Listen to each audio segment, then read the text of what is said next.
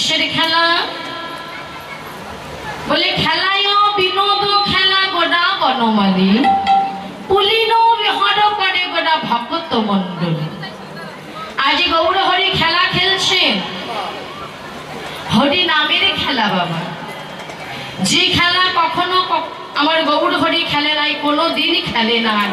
যে খেলা সত্য ত্রেতা দাপর এই তিন যুগে যে খেলা খেলে নাই, আজ আমার গৌর হরি এই কলি যুগে এসে ভক্তগণ সঙ্গে নিয়ে সেই খেলা খেলছে।